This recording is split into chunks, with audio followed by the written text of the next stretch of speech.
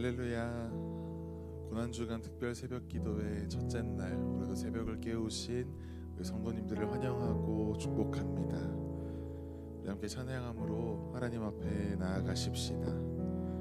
주 예수 그리스도의 보혈의 은혜로 나의 마음, 나의 삶 정결케 해주시기를 우리 찬양으로 함께 고백하기를 소망합니다.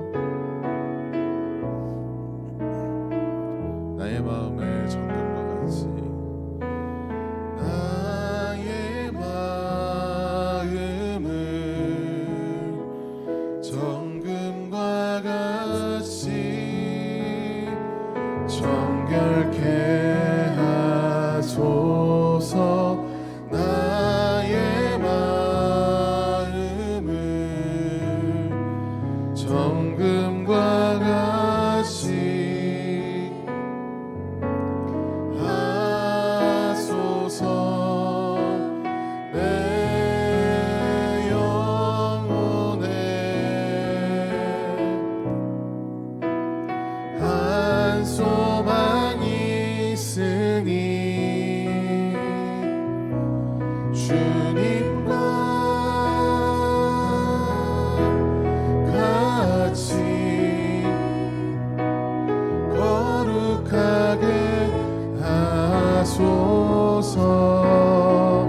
나의 삶을 드리니 거룩하게 하소서. 주님 나를 받으소서.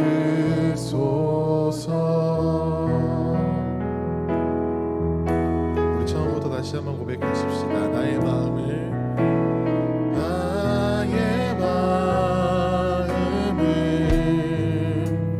정금과 같이 정결케 하소서. 나의 마음을 정금과 같이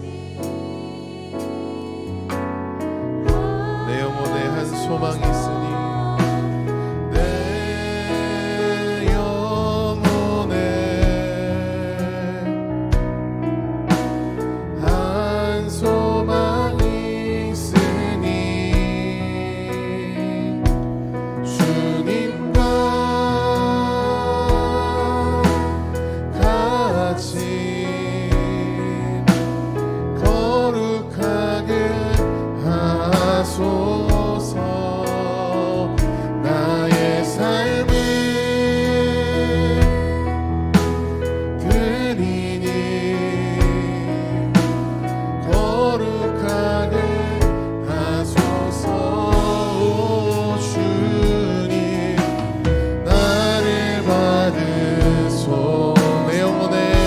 소망이 있으니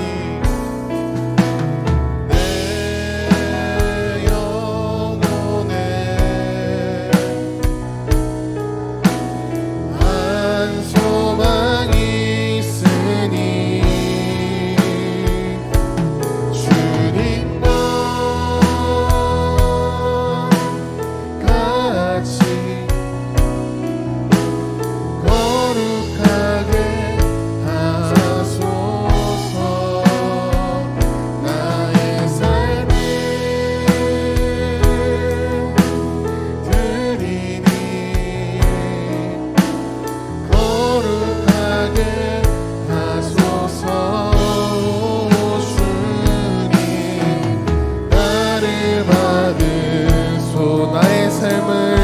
거룩하게 하소서. 나의 삶을 드리니 거룩하게 하소서. 주님 나를 받으소서.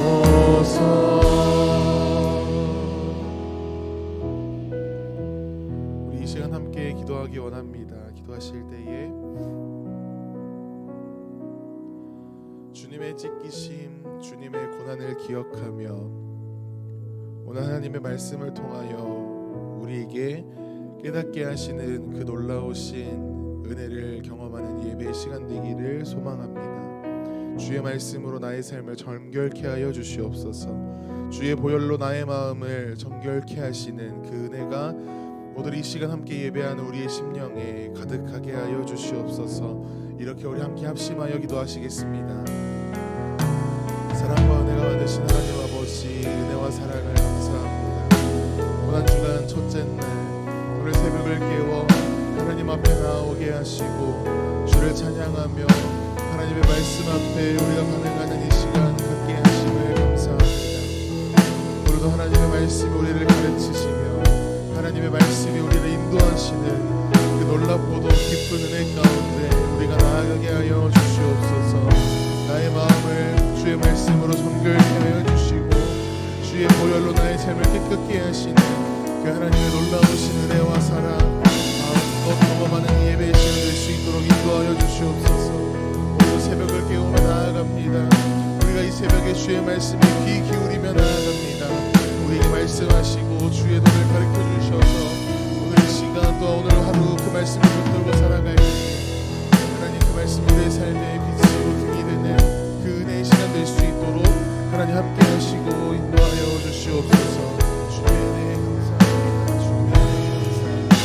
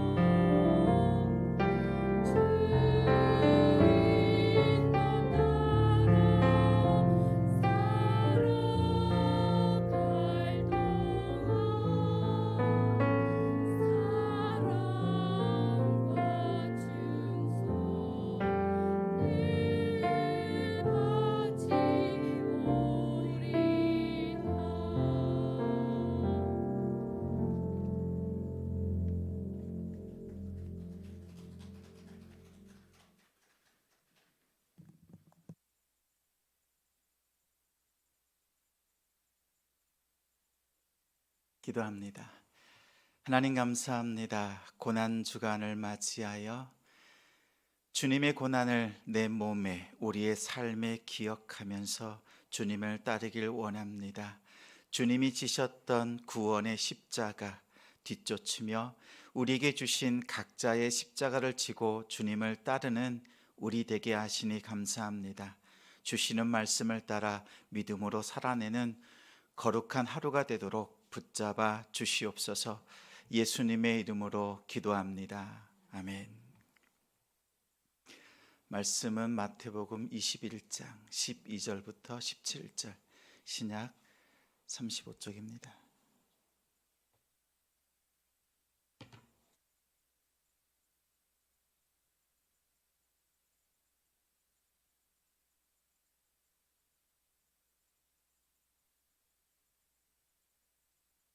마태복음 21장 12절부터 17절 같이 읽겠습니다. 예수께서 성전에 들어가사 성전 안에서 매매하는 모든 사람들을 내쫓으시며 돈 바꾸는 사람들의 상과 비둘기 파는 사람들의 의자를 둘러 엎으시고 그들에게 이르시되 기록된 바 내 집은 기도하는 집이라 일컬음을 받으리라 하였거늘 너희는 강도의 소굴을 만드는도다 하시니라.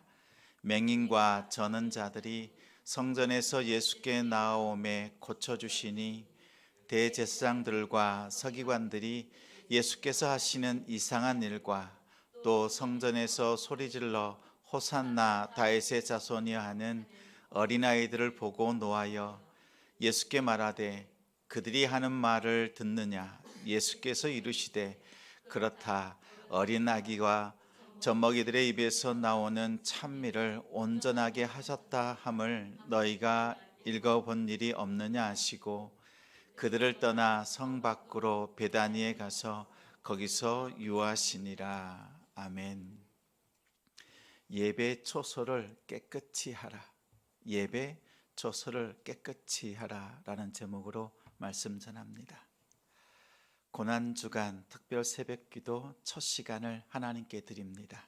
하나님께 마음을 드리고 기도하는 우리 성도들에게 주님의 마음이 가득 부어지기를 주님의 이름으로 축복합니다. 예수님의 고난의 행적을 마태복음의 말씀을 가지고 전합니다. 마지막 일주일간의 행적은 특별한 의미가 있습니다. 예수님은 자신의 마지막을 알고 계셨습니다. 그리고 이 마지막 한 주간을 가장 의미 있게 사용하셨습니다. 어느 것 하나, 어떤 사건, 또 말씀 하나 허투루 기록된 것이 없습니다.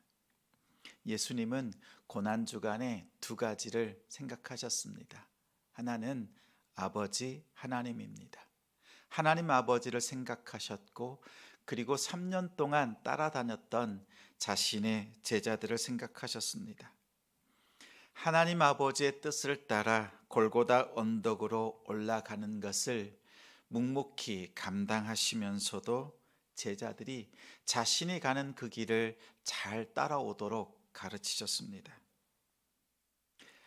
예수님은 일주일간의 모든 내용들을 미리 준비하신 것 같습니다. 마치 필수 과목을 편성하고 마지막 수업을 가르치시는 선생님처럼 제자들을 가르치셨습니다. 예수님의 첫 번째 수업은 성전 청결입니다. 요한복음에는 공생의 초기의 사건으로 기록했습니다. 그러나 마태, 마가, 누가복음 이 세 복음서는 공관복음이라고 합니다. 이 공관복음에는 공생의 후기에 일어난 사건으로 기록했습니다.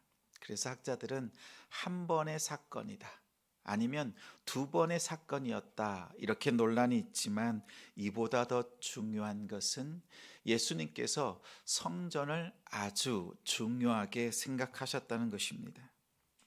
복음서에 기록된 대로 보면 예수님의 3년의 공생애는 성전 청결 사건으로 시작하고 성전 청결 사건으로 예수님의 사역이 맞춰지게 되는 것을 볼 수 있습니다. 다시 말하면 예수님의 사역을 앞뒤로 감싸고 있는 사건이 성전 청결입니다. 예수님은 유대 남자입니다. 여호와의 절기였던 유월절, 오순절, 장막절, 절기마다 한 번씩 한 해에 3번은 적어도 하나님께 성전 예배를 드려야 했습니다. 공생애를 시작하기 전까지 30년을 사셨습니다. 그러면 1년에 3번, 적어도 90번 이상 성전 예배를 드리셨습니다. 그동안 성전 예배를 드리면서 성전이 제대로 기능하고 있는가, 예배가 어떻게 드려지고 있는가, 그리고 성전에서 예배하는 자들, 인도하는 자들이 어떻게 예배하는지를 30년간 묵묵히 지켜보셨습니다. 그리고 공적인 사역이 시작되는 그 첫 해에 가장 먼저 행동을 취하신 것이 하나님을 예배하는 성전을 찾아오셨고 그 성전에서 어마어마한 일을 행하셨습니다. 성전 건물보다 성전에서 드려지는 예배가 더 중요하다는 것을 주님은 아셨고 제자들에게 첫 번째 수업으로 가르쳐 주신 겁니다. 정말 하나님이 받으실 만한 예배가 드려지고 있는가 그동안 유심히 살펴보셨습니다. 그러나 하나님께 드려지는 성전 예배가 형편없습니다.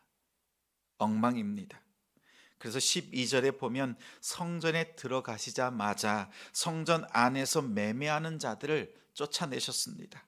환전하고 있는 그 상을 뒤엎으셨습니다. 비둘기를 파는 상을 뒤엎으시고 이렇게 말씀합니다. 기도하는 집, 내 집은 성전은 기도하는 집이라고 말씀하십니다. 예수님께서 이렇게 격하게 행동하시는 이유가 있습니다.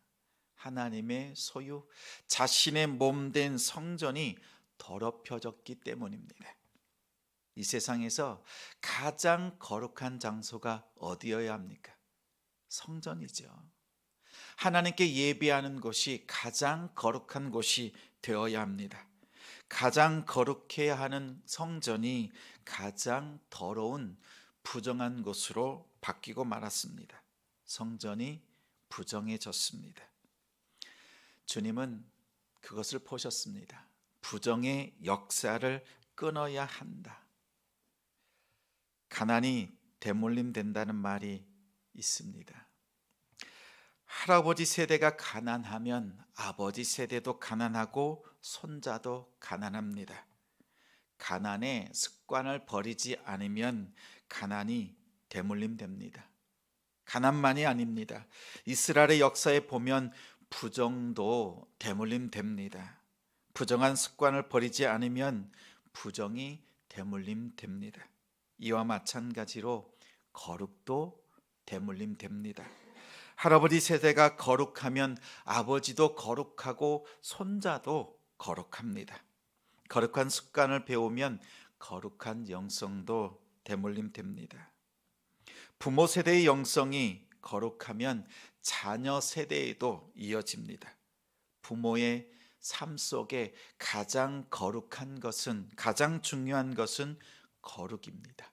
하나님께서 우리에게 요구하시는 건 다른 것 아니에요. 거룩입니다. 가장 중요한 거룩, 그것이 빠지면, 영성 중에서 하나가 빠지면 뭐가 된다고요? 영성 중에서 하나가 빠지면 엉성이 됩니다.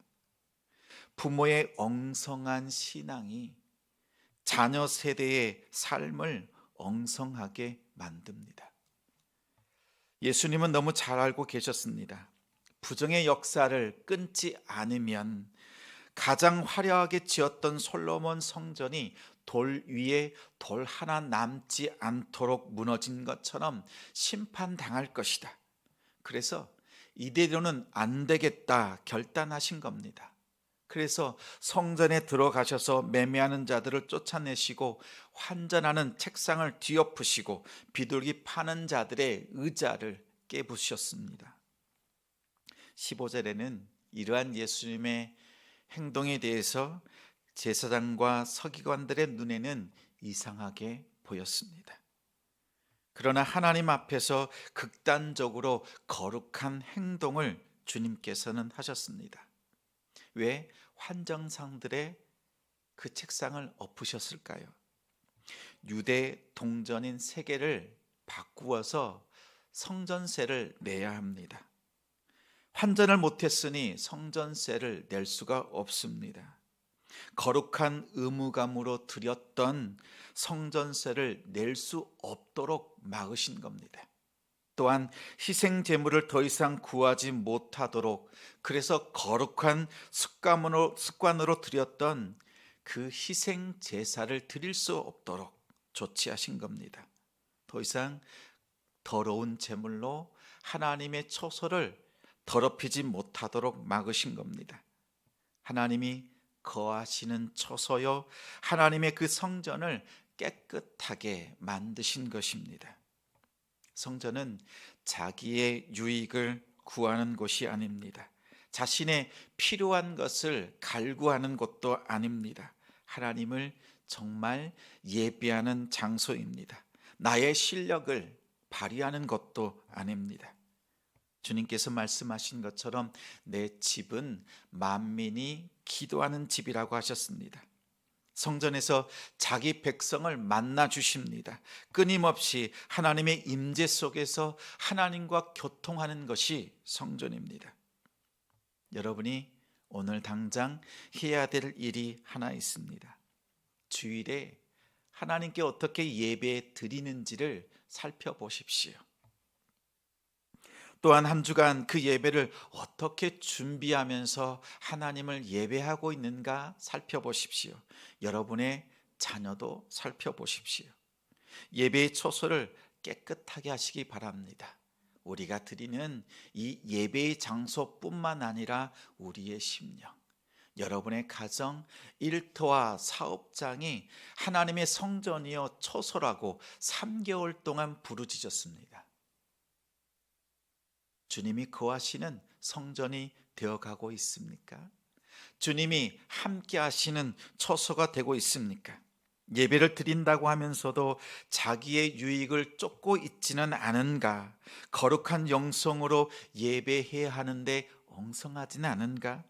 부정한 것이 대물림되고 있지는 않은가? 예배 드리는 태도, 시간을 지키는 것, 또 마음을 드리는 것, 부모 세대가 하나님 앞에 거룩하게 예배하면 자녀 세대도 거룩하게 하나님께 예배합니다. 주님은 그것을 보셨습니다. 그래서 부정한 것을 끊고 성전이 더럽혀지는 것을, 예배가 형편없이 드려지는 것을 가장 주의하고 경계하시면서 성전 천결 사건을 으로 시작하셨고, 성전 천결 사건으로 자신의 공생의 사역을 마치신 것입니다. 우리 가정들마다 하나님을 예배할 때 하나님이 보시기에 가장 아름다운 가정들이 되길 바랍니다. 지금부터 하면 됩니다. 오늘부터 하면 됩니다. 정말 하나님께서 나를 보실 때 부끄러워하지 않으십니다. 그러나 우리가 하나님 앞에 더 결단하고 거룩한 삶으로 나아가길 소망합니다. 밥맛이 없으면 입맛으로 먹고, 입맛이 없으면 밥맛으로 먹으면 됩니다. 어떻게 하든지 먹어야 삽니다. 먹지 못하면 죽습니다. 마찬가지로 거룩한 습관이 없으면 거룩한 책임감으로 예배 드리십시오. 거룩한 책임감이 없으면 거룩한 습관으로 예배 드리셔야 합니다. 내 마음에 감동 주실 때, 자원하는 마음 주실 때가 아닙니다. 어떻게 하든지 하나님 앞에 바른 마음으로 예배할 수 있도록 거룩한 습관을 들이시고 거룩한 의무감, 책임감으로 하나님 앞에 예배 드리셔야, 바르게 예배해야 여러분의 영혼이 삽니다. 여러분의 가정이 삽니다.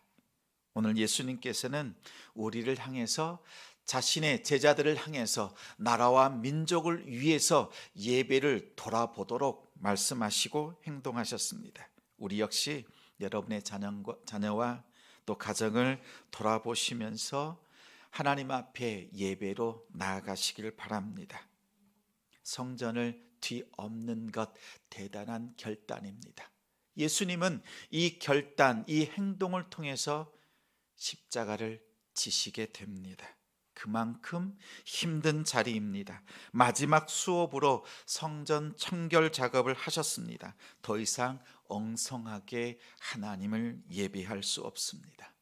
이것을 주님의 처소, 사무소서라고 고백하는 우리의 고백이 단순한 결단이 아니라 예수님께서 오늘 우리에게 주시는 말씀처럼 자신의 생명을 걸고 제자들을 가르쳤던 것처럼 여러분의 자신을 향하여서 그리고 여러분의 자녀와 가정을 향하여서 결단으로 나아가는 복된 믿음의 결단과 사건이 되시기를 주님의 이름으로 축원합니다.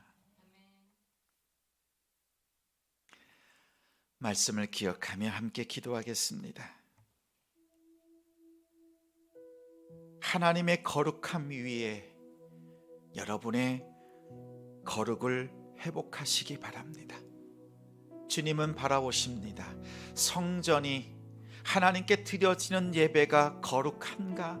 만약 그 예배가 거룩함이 없다면, 부정한 상태로 드려진다면 그 위에 올려지는 제물은, 그 위에 드려지는 것들은 다 부정합니다. 우리가 하나님 앞에 예배 드리는데 그것이 부정하다면 우리가 드려지는 것 아무것도 하나님께서 받으실 만한 것이 없다, 이것을 보셨습니다. 그리고 그 부정을 끊게 하기 위해서 그것을 뒤엎으신 겁니다. 아픕니다. 우리의 예배를 다시 거룩함으로 다시 세우는 것은 정말 뼈아프게 다시 돌아보는 과정들이 필요합니다. 주님은 이 사건을 통해서 자신의 생명을 드릴 수밖에 없었습니다. 성전 맡은 자들이, 대제사장들이, 예배를 섬겼던 자들이 이 사건을 통해서 예수님을 죽이겠다고 결단하고 모의했습니다. 그렇습니다.